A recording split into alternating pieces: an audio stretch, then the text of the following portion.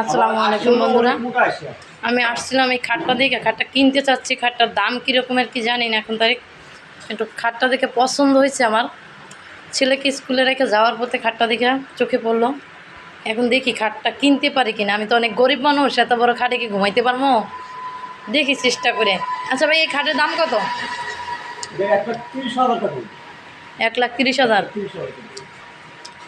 মানে এমন কেন, এটা দামটা কিসের জন্য এত বেশি সেটা একটু বুঝাবেন? মানে এতটা বেশি দাম কেন এটার, এটা একটু মানে কত টাকা খরচ হয়েছে আপনার এটার পিছনে?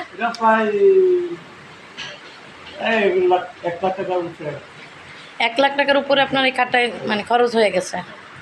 এই আপনার দোকানের ভিতর সবচাইতে ভালো দামি যদি থাকে এই খাটটাই আছে নাকি সবচাইতে বেশি?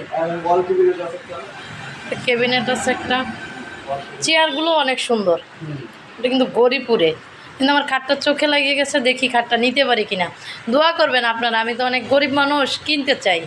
যদি আপনারা দোয়া করেন তাহলে আমি মনে হয় কিনতে পারবো। আল্লাহ হাফেজ।